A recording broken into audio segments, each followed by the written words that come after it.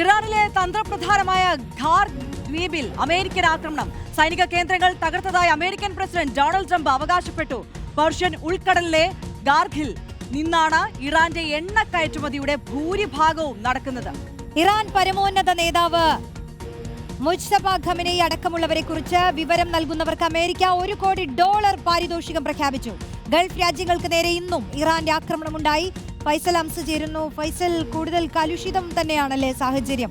അതിൽ അമേരിക്ക ഉയർത്തുന്ന വെല്ലുവിളി ഇപ്പൊ നേരിട്ട് നമ്മളെ തന്നെ, നമ്മുടെ അടുക്കളകളെ തന്നെ ബാധിച്ചു തുടങ്ങിയിട്ടുള്ള സാഹചര്യമാണ്. പശ്ചിമേഷ്യയിൽ ഇപ്പോൾ നടക്കുന്നത് എന്താണ് ഫൈസൽ?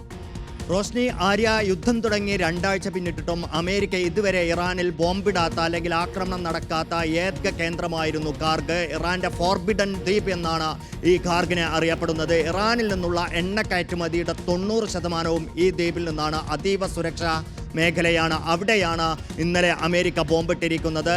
ശക്തമായ ആക്രമണം നടത്തി സൈനിക കേന്ദ്രങ്ങൾക്കെതിരെ എന്നാണ് അമേരിക്കൻ പ്രസിഡന്റ് ഡൊണാൾഡ് ട്രംപ് അറിയിച്ചിരിക്കുന്നത്. പക്ഷേ എണ്ണ ഉൽപ്പാദന കേന്ദ്രങ്ങൾക്കെതിരെ തൽക്കാലം ആക്രമണം നടത്തിയിട്ടില്ല എന്നും ട്രംപ് പറയുന്നുണ്ട്. പക്ഷേ ഹോർമൂസ് കടലിടുക്കിൽ കപ്പലുകൾക്ക് നേരെ ആക്രമണം നടത്തുകയും ഹോർമൂസ് കടലിടുക്ക് തുറക്കാതിരിക്കുകയും ചെയ്താൽ എണ്ണ ഉൽപ്പാദന കേന്ദ്രങ്ങൾക്കെതിരെയും ആക്രമണം നടത്തുമെന്ന ഭീഷണിയും ട്രംപ് ഉയർത്തുന്നുണ്ട്. അതായത് ഇറാന് മേലുള്ള ഒരു സമ്മർദ്ദ തന്ത്രമാണ് ഈ ആക്രമണത്തിലൂടെ അമേരിക്ക ലക്ഷ്യമിടുന്നത് എന്നാണ് ഈ പ്രതികരണത്തിലൂടെ അർത്ഥമാക്കുന്നത്. അതോടൊപ്പം തന്നെ മുജ്തബ ഖമനേയി അടക്കമുള്ള ഇറാൻ നേതാക്കളുമായി ബന്ധപ്പെട്ട് വിവരം നൽകുന്നവർക്ക് $1 കോടി ഇനാം പ്രഖ്യാപിച്ചിട്ടുമുണ്ട് അമേരിക്കൻ വിദേശകാര്യ മന്ത്രാലയം എന്നുള്ളതാണ്.